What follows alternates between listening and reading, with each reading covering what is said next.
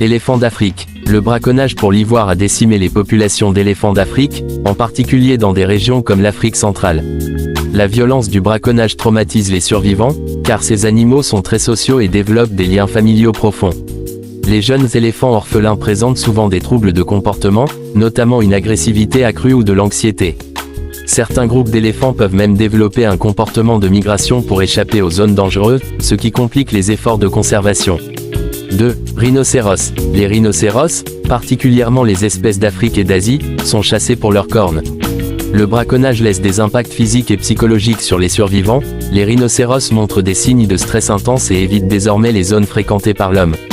Des populations de rhinocéros particulièrement affectées par le braconnage tendent à s'isoler, ce qui peut réduire leur diversité génétique.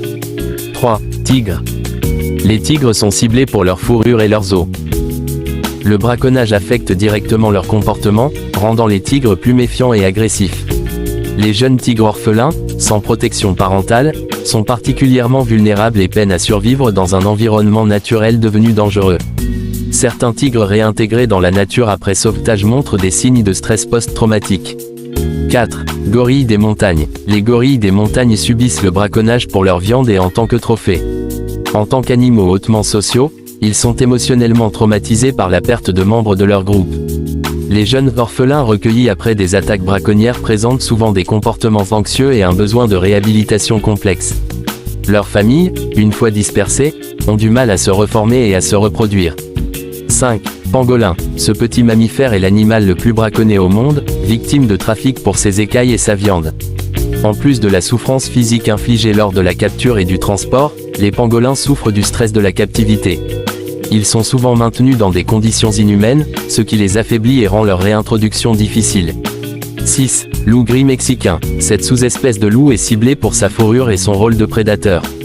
Les loups gris mexicains braconnés ou ayant survécu à des pièges montrent souvent un comportement anormal, comme de l'agressivité envers les humains et une réticence à chasser. 7.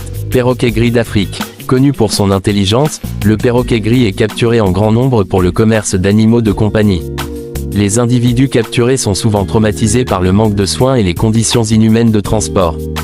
Leur sociabilité naturelle est altérée, et des perroquets sauvages en contact avec des populations capturées montrent des signes de peur accrue envers les humains.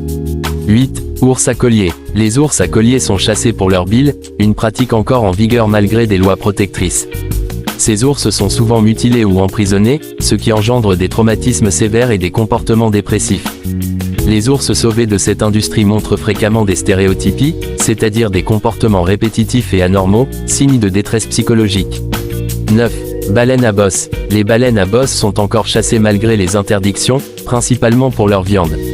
La violence de la chasse et des captures crée des traumatismes chez les baleines survivantes, qui deviennent méfiantes et plus distantes vis-à-vis des bateaux humains. Des comportements de fuite, voire d'agressivité, ont été observés chez des baleines ayant échappé à des attaques. 10. Léopard des neiges. Ce félin majestueux est victime du braconnage pour sa fourrure. Le léopard des neiges, déjà menacé par la destruction de son habitat, voit son territoire se réduire et son comportement se modifier. Des léopards qui étaient autrefois habitués aux interactions limitées avec les humains deviennent méfiants et plus isolés, ce qui rend difficile leur observation et leur suivi pour les programmes de conservation. Le braconnage ne cause pas seulement des pertes en termes de population, il laisse aussi des traces psychologiques durables sur les animaux survivants.